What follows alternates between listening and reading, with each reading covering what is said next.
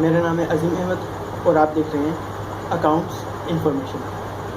तो फ्रेंड्स, आज का मेरा टॉपिक है कि हम अपने क्विक बुक के अंदर कस्टमर सेंटर में डिफाइंड फील्ड किस तरह से क्रिएट कर सकते हैं। तो फ्रेंड्स, आप इसको खाली कस्टमर में नहीं, आप अपने वेंडर, कस्टमर और एम्प्लॉयज़ किस में भी आप डिफाइंड फील्ड क्रिएट कर सकते हैं। तो फ्रेंड्स, मैं आपको बताऊंगा इस वीडियो में। आप मेरी वीडियो शुरू से लेकर एंड तक देखते रहिए। तो चलते हैं अपनी वीडियो की तरफ।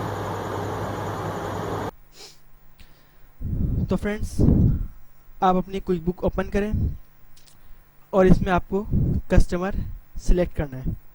तो आप इसमें कस्टमर जो है मेन्यू बार में भी जा सकते हैं, कस्टमर के आइकॉन बार में भी जा सकते हैं और अपने होम स्क्रीन के ऊपर कस्टमर में जा सकते हैं।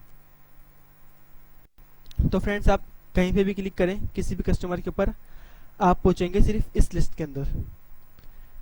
तो आप इसमें किस तरह से अपनी कस्टमाइज फील्ड क्रिएट कर सकते हैं। तो फ्रेंड्स, आप इसमें अपना कोई भी कस्टमर सिलेक्ट करें और इसमें मैंने आपको कस्टमर की इंफॉर्मेशन क्रिएट करने का तरीका बताया था।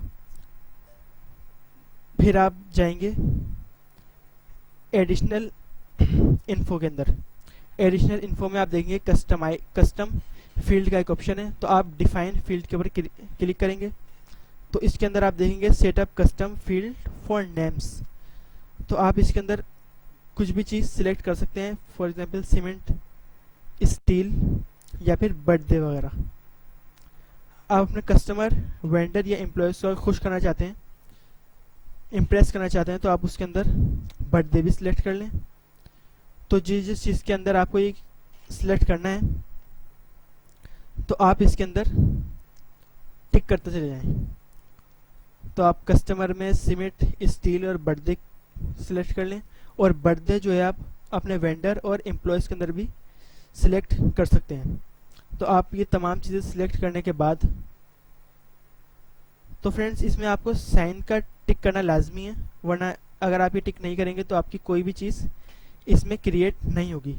हो तो जाएगी लेकिन वो काम नहीं करेगी। तो आप इसको ओके कर दें। तो आपसे वो क्विक बुक आपसे पूछेगी इस चीज़ के बारे में कि वाकई आपको क्रिएट करना है। तो फिर आप ओके पे क्लिक कर दें। तो फ्रेंड्स, ओके के ऊपर क्लिक करने के बाद आप देखेंगे कस्टमाइज फील्ड के अंदर आपकी 3 फील्ड्स क्रिएट हो चुकी हैं।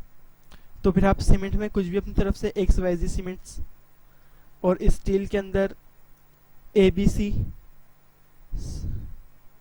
सीमेंट, और बर्थडे में लिखना लाजमी तो नहीं है, और आप फिर ओके कर दें। तो फ्रेंड्स, आपको अपने न्यू कस्टमर एंड जॉब के ऊपर क्लिक करना है, फिर उससे मल्टीपल कस्टमर के ऊपर क्लिक करना है।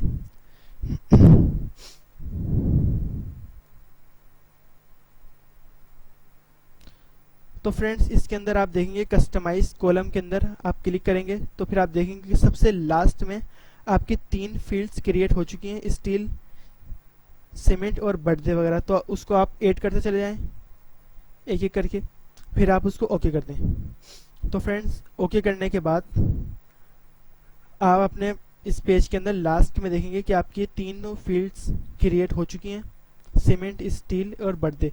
तो इसके अंदर मैंने जो XYZ और ABC वगैरह लिखी थी वो तमाम चीज़ें इसमें आ चुकी हैं।